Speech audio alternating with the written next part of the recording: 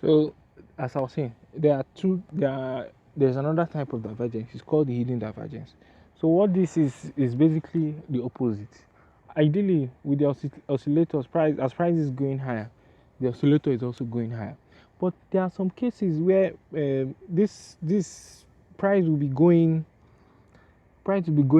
higher, the oscillator will be going lower, or price will be going lower and the oscillator will be going higher. Now, for the oscillator, what we do is that we mark peaks. We don't mark. You mark the peaks on the oscillator, and you mark the peaks on price. What I mean by peaks are highs. You mark the highs here. For example, this is the high here on price here. This is the high at this point here. That's the high. Okay, you mark it on the oscillator. This is the high. So price did not get there at all. Then later, subsequently, at this point here, price got surpassed that high here, of which on the price chart, price did not even get to this high. So what does this indicate? This here, and this is even random. I didn't plan it, or it's not like the ones I've already drawn before. But this here, like this now. Oh, I'm sorry about that. How do I get this? Sorry, please. Let me delete that. I'll move back. So let's not be like I'm talking out of from the benefit of hindsight. So this is it. Now you can look at this now. This is a high here. This is another high at this point. Oh, I'm sorry. Let me get this line straight. All right, perfect. So now this is the point. This point here. This is a high here, and this is another high here at this point here. Now looking at the oscillator, this is the high. This is the highest point here. At this point here, this is the highest point. That's the point that confirms this high. So here's the price went above that point, of which price did not, of which on the price chart, price did not get above this high, but on the oscillator, price got above that high. That is an example of a hidden divergence. What does that mean? Price is making lower highs, the indicator is making higher highs. Now, so it's very simple. You don't enter outrightly. What you do is that you might wait for another flow change, of which I think we had that here. The other flow change that we're going down, we're going lower.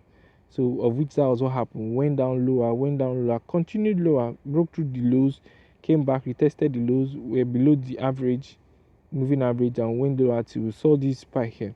Now as price continued as price came down, you can see from this point here to this point here, all the while price was going down. The indicator did not even get below this low point here. The indicator did not get below there. Then that what does that indicate?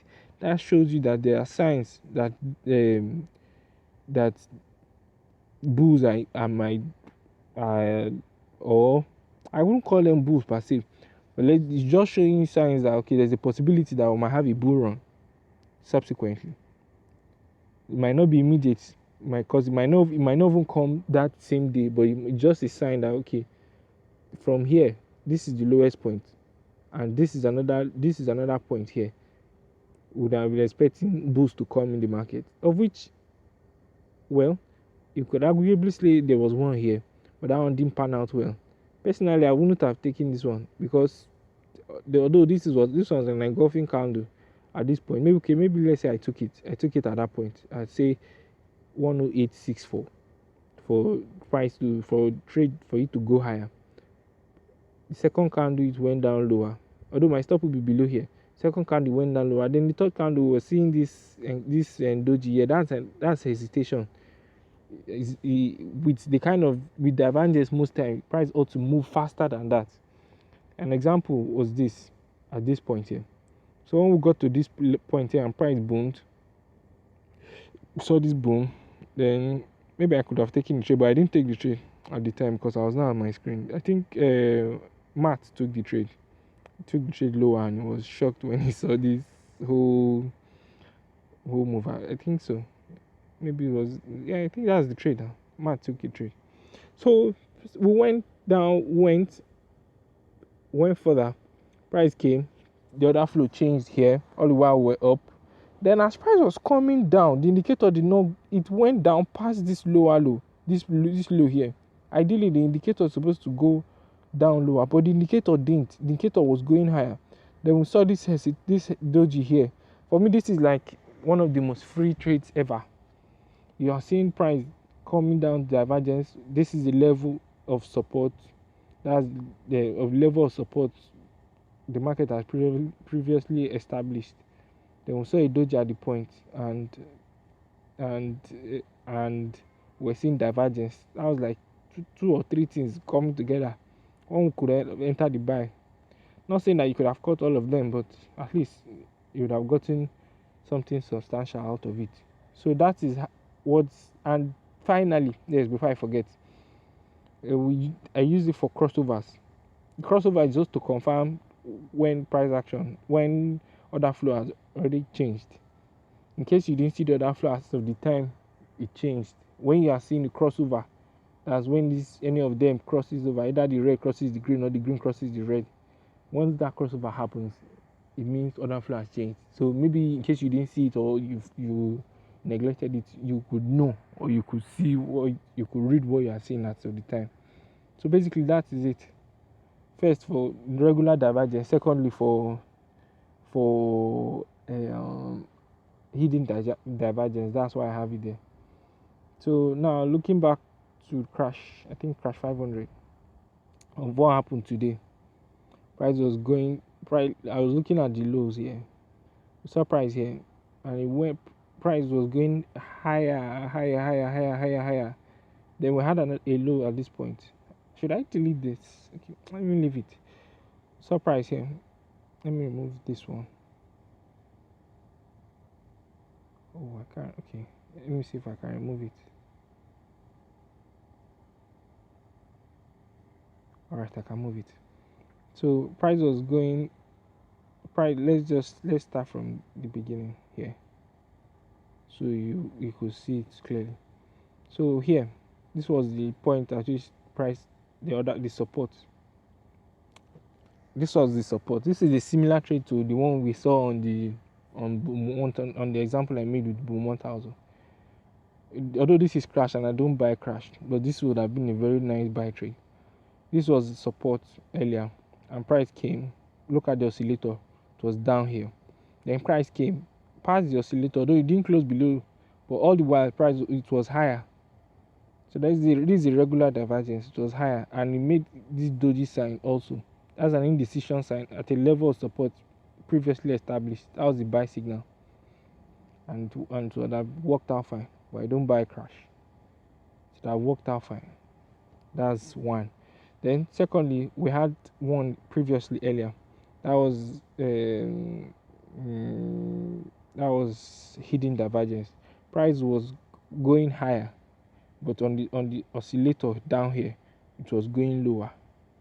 So we would have waited for the turning point for a change in order flow, or something or maybe an engulfing candle for us to enter a bullish, for us to enter a move upwards, of which that also worked out fine, perfectly in fact. So here also, this was the point where I've established resistance earlier.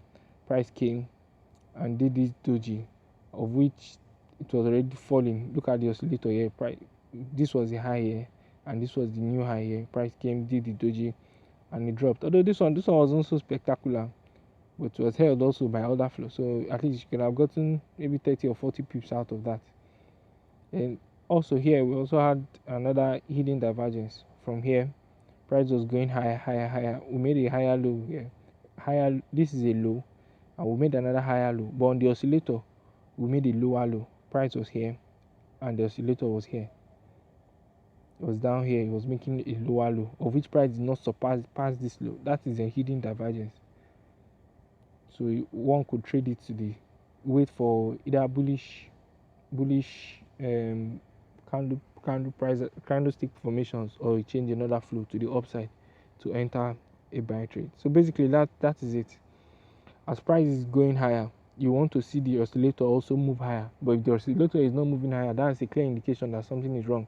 I could expect a change. For here, for example, this one here, this last one here. Let me move this. This last line here, that's the line. So surprise here, the oscillator was here, and price was forming this. This was the low. This was the lowest low, of which price did not surpass this low, and the oscillator had passed that low. So we could wait for a change in order flow to the upside for us to enter a buy trade, of which the change of order flow happened here. Wait for a retest, then enter a buy trade, and that also would have worked out fine. Maybe I should consider selling. I should consider buying crash and selling boom. I don't know. Maybe I'll consider it. But basically, that's how the oscillator works. As price is going higher, you want to see the oscillator go higher. But if the oscillator is not going higher, then that's an indication that things are about to change, or whatever momentum you are seeing is changing. So if this is the high here, at this point here, this is the high, and this is also a high at that point, like resistance area.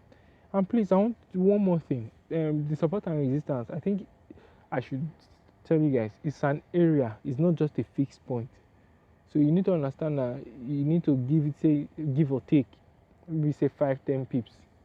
So it's not like you could say, okay, a level has been established as resistance. Yes, although you can take a trade outrightly at the level, but please, I will advise you should maybe give it plus or minus 5 to 10 pips, because price might just go surpass the area and come only for you to come hit your stop loss and come back down. So basically, this is it. Price was making higher highs here. We passed this high, although we didn't close above it, but we spiked above. And price on the oscillator, he didn't get there. Whereas we had passed it on price, and it was supposed to be following price. So what does that indicate? That indicates that okay, the upward momentum is losing steam. We could either sell the resistance point, or we wait for a change in order flow, of which the change in order flow happened around, say, here. We could have sold maybe a retest to the moving average down here. So maybe would have gotten maybe 30 to 40 points from there. So basically, that's how it is. You wait for a change in order flow. Once you've seen the divergence, you wait for a change in order flow. Then you enter. When you enter, your stop will be above that level. So for example, if we were to take this trade at this moving average, our stop will be above here. That's about 40 points. Well, that's about 50 points actually. It's 47. That's our 50. Let's just see 50 points. Oh, did we get 50? Not really. Okay, we had 50. Exactly. Hopefully you'd have gotten out before then. But notwithstanding, that's how this works. Here also, at this point here, down to this point here, we also saw another hidden divergence. Price was going higher. We had a higher low. This is a higher low. This is a low, and this one is higher than this one. So this is a higher low. But on the oscillator, we had a lower low. So what does that indicate? It indicates that the downward momentum is losing steam. So we wait for a change in order flow for us to enter to the upside, of which we saw an almost engulfing candle. And price just went up like that. It didn't even come back. It didn't retrace. So basically, that's how it is. You wait to see to see where the bottom will form. A clear example is also this one. This is price chart. This is a low. Price came back to that low, past the low, but on the oscillator panel, price didn't go below that low. So that's an indicator that that's an indication that price is moving higher.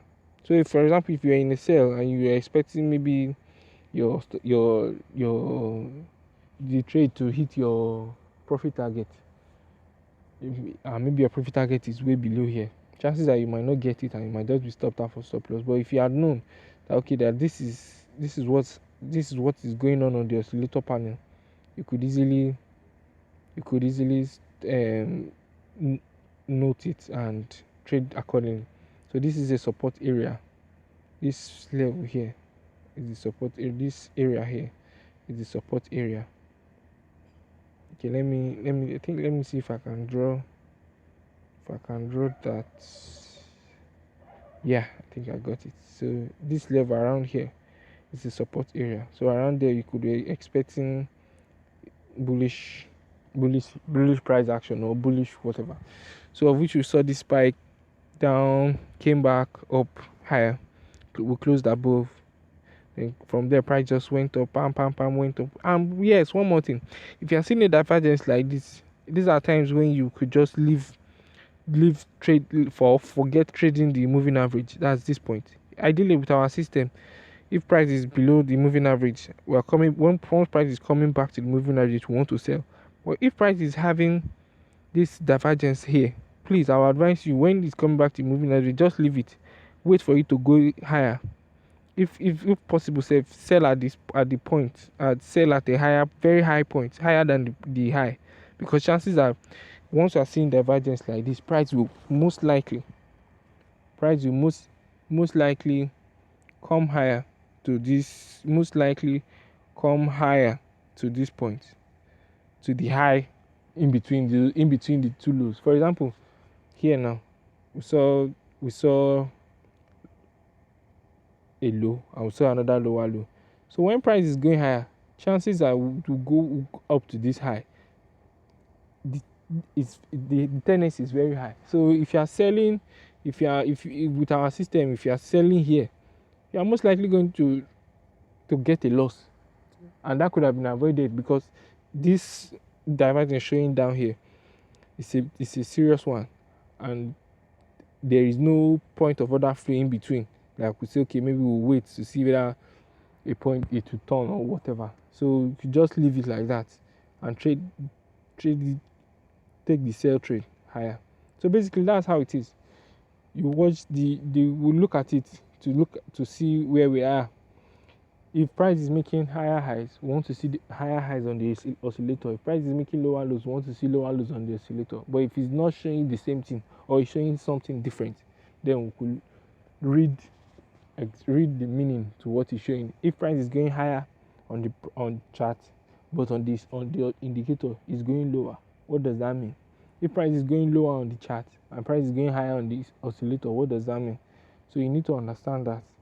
So basically that's what the stochastics is used for in this our system. Sorry. Thank you very much.